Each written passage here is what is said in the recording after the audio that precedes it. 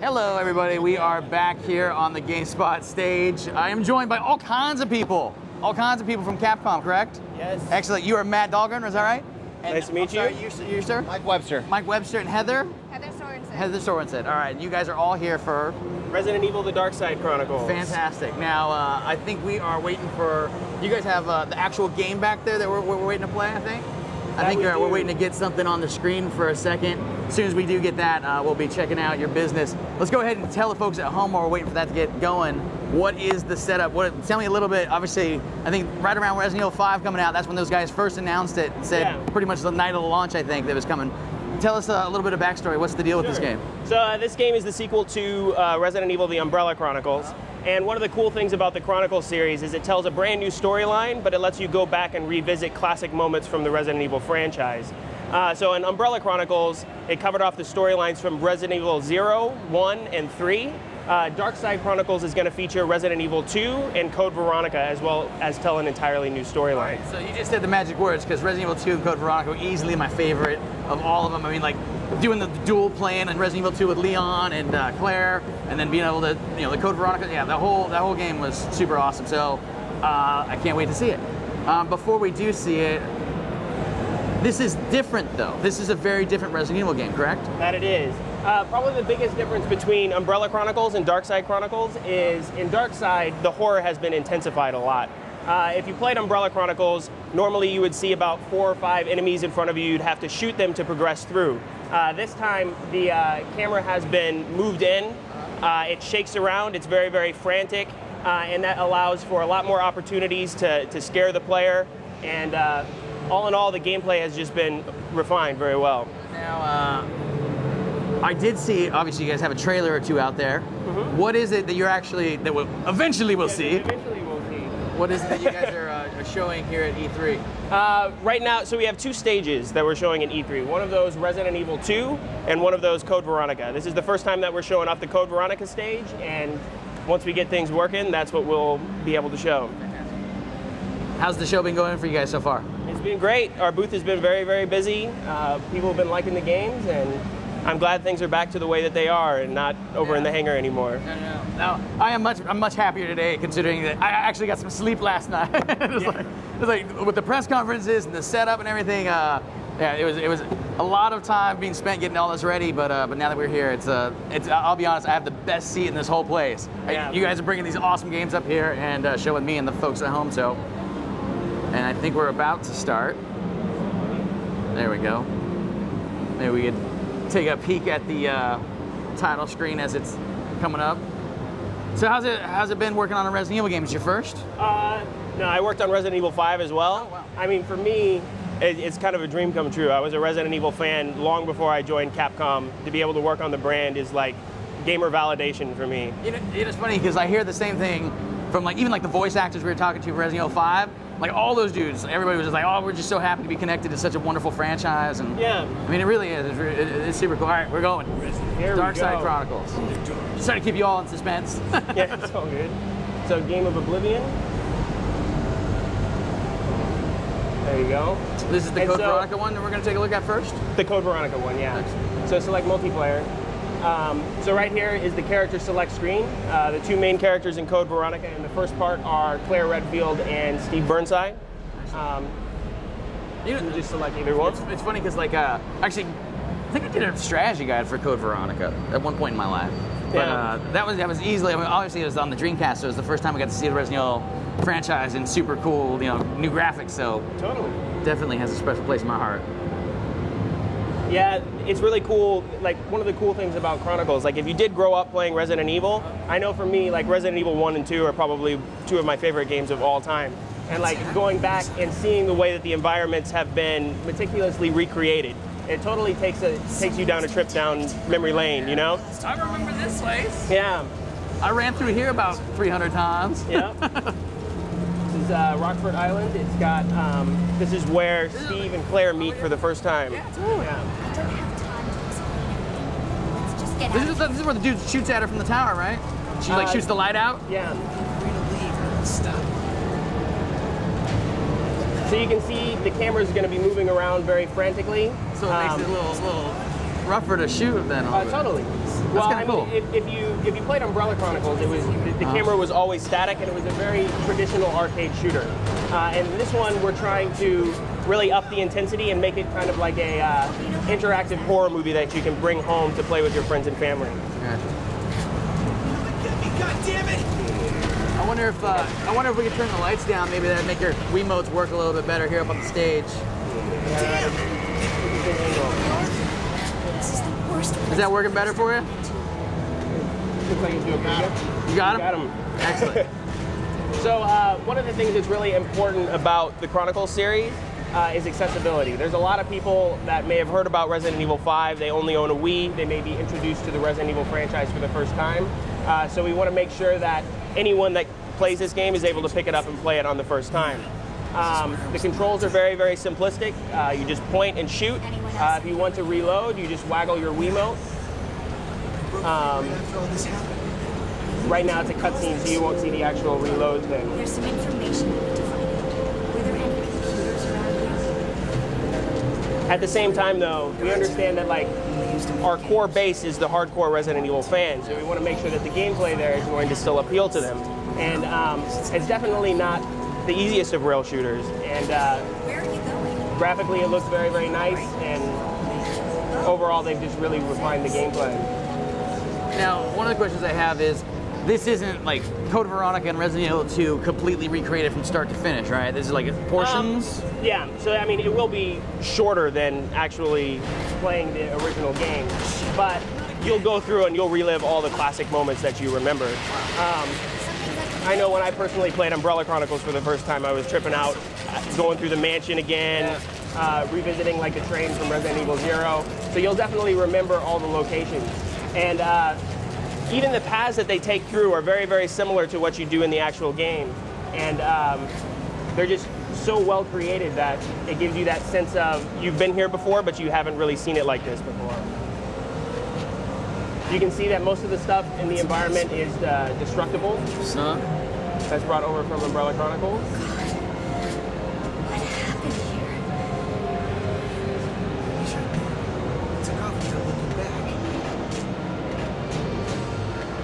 There. It still works.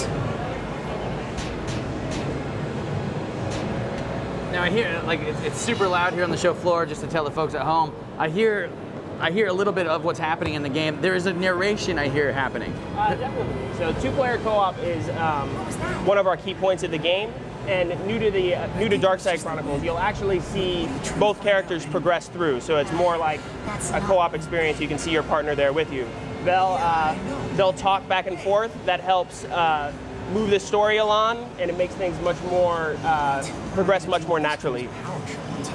At the same time, that gives us some options in which your partner could get attacked, and when they get attacked, you have to rely on your partner to be able to save you. It'll disable your Wiimote for a second, and it's very clear when the other person's getting attacked. One of those will be coming up pretty soon. Was your cellmate? But the main thing is just accessibility and co-op. You just want to make sure that this is a game that you could bring home to your girlfriend, you could bring home to your friends, your family. The interesting thing is you never see something like this in shooters usually, or rail shooters usually, where it actually kind of takes a little bit of time to like build some suspense and set up and stuff. Totally. Oh, I totally remember that. Yeah. And just freeing the camera up to move it around adds so much to the intensity, because now you can startle the player before. It's difficult to startle people when the camera's always just directly in front of you all the time. Right. So now I can flip around behind you. There can be a zombie there waiting for you. Only have a split second to shoot them. Is this using the same technology in terms of the 3D crazy virtual camera stuff that they use in Resident Evil 5? It doesn't use the same engine as Resident Evil 5. Not the same engine, but yeah. The virtual camera that they had in Resident Evil 5, the same technology. The camera in this one is going to be fixed, so like it moves on its own. You're actually not going to have camera controls. No. Oh, sorry. When we talked to the guys that made Resident Evil 5, they told us one of the things that was super liberating for them was that they had the camera thing. That's a great question. I don't know the answer to that, but I can follow up on that. All right, I think we got some questions from our audience coming in here.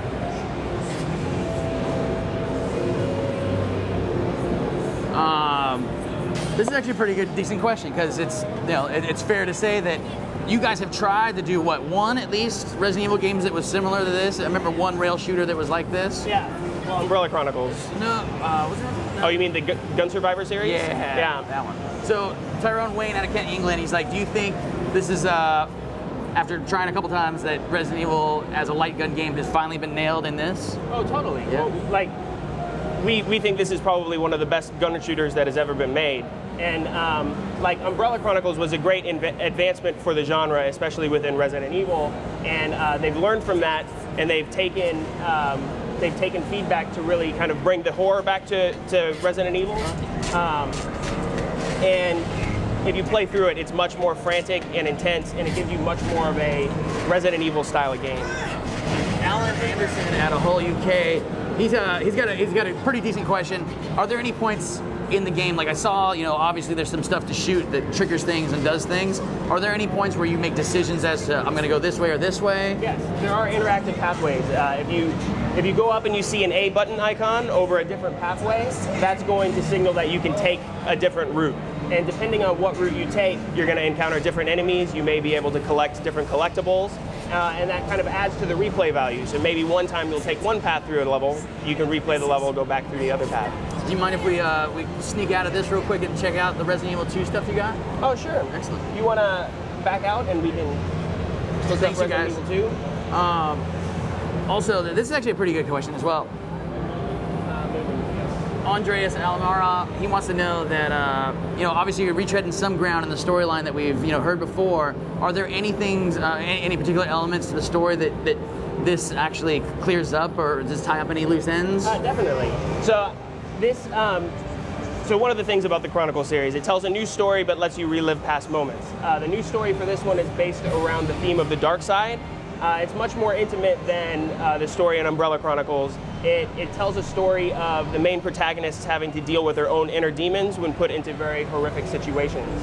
At the same time, you'll go through past scenarios and you'll see other characters, and it will tell kind of a different side of the story and kind of the dark side of their story, which wasn't told before. So it will definitely fill in gaps, and it will reveal more details that you have not known before, even if you played all the games in the past. Now, if I remember right, I'm trying to remember. I'm pretty sure Resident Evil 2 and Code Veronica, not to give anything away, but comes to a climactic moment when somebody mysterious throws you a rocket launcher and you got to do some business. Right? So is that in there, or do you guys? I can't necessarily reveal that much. That'd be pretty awesome. In first person, that'd be pretty awesome. And it'd be pretty safe to say if there was an awesome experience you had in one of those games, it will be recreated in this one. I can't wait, to be honest, to see Albert Wesker coming at me head on. That's gonna be pretty slick. Totally. So this level right here, this is the beginning of Resident Evil 2. This is where Leon and Claire meet for the first time. They just figured out that Raccoon City was infested with zombies. They now have to find their way to the police station, which is supposed to be their safe haven. This was such a good game. It was. Catch fire any minute. Let's go. The police station is one of the coolest environments that they've had within Resident Evil. You know? I don't know if we'll have time to get to it, but when you're walking down the hall, do you look up and see the liquor on the ceiling? And totally, liquors are there, man. All the classic enemies are there. I know it's two characters in in both games. Was there ever a want or a thought to want to just throw two more players onto the game so you could do 4 players at the same time, or is that just too much with 4 cursors, blasts and stuff? I think it would really just change the storyline. So, for instance, in Resident Evil 2, Leon and Claire actually took different paths through the game. They weren't actually together. So, for the purpose of this, to make a co-op game, it changes a little bit so that they're always together and they progress through there. You still go through all the same rooms and the same environments, but that's just a little bit of liberty that has to be taken in order to just make a good co-op game. And just traditionally within the Resident Evil canon, there hasn't been any time in which 4 players are all together, minus Outbreak. But yeah, that's a good question though. I got a couple more and then I'll totally let you guys go. Nathan Trethway out of Bodman, he wants to know, in the other games, depending on which character, obviously it pertains more to Resident Evil 2. If you're picking one over the other one, is that the different path like it was in the other game? The path will actually be the same. It's just the point of view may change a little bit. If there's a certain time in which one enemy or your partner may get attacked that may swap around, but they will take the same path through. I'd like to show one other thing. We have a new inventory system, which is brand new to Darkside Chronicles. Before in Umbrella Chronicles, you had to rifle through each of your weapons. Can you guys show the options menu real quick, the minus button? So you can see right here, you can assign different weapons to different areas on the D-pad at the top. That adds for like a quick selection system, so you can share weapons with your partners. You can also share herbs and just hold them throughout the game. And that's good. You can go back. Oh, you're gonna get the shotgun? So you're gonna set up the shotgun. You guys totally redid like all the audios, not the original audio or anything like that. Everything's been completely redone, and the music is much more intense. It adds to the atmosphere of everything that's going around. I know in Umbrella Chronicles, it was a little. The music didn't necessarily like add as much to the experience as it does now. Like right now, they're really trying to make it like much more horrific, much more creepy. And the game can actually scare you. I've played it with people in the office, and I've heard some squeals, so that's a very good sign. No doubt. Well, Matt, thank you so much. I think I'm going to let you guys get out of here. The game looks fantastic. I've been saying it the whole show, and I'm sure the people at home are like, oh, whatever the dude just says, all those games are awesome. But no doubt, this is seriously one of the better looking Wii games that I've seen here so far. And I'm looking forward to playing it, reliving the magic of Resident Evil 2 and Code Veronica. Awesome. So thank you. And That's great. I got last two questions for you. When's it coming out? And obviously exclusive to the Wii, right? Yes, coming out this winter. Coming out this winter. Fantastic. Cool. All right, we're going to be moving on into the rest of GameSpot's crazy E3 2009 constant stage show mayhem. Coming up next is a catch-up on the press conferences. If you missed them yesterday, Sony and Nintendo had their business, and they told people all about the new stuff they got cooking, and here we are kind of recapping that in a very short package just to get you caught up and up to speed. So let's take it away.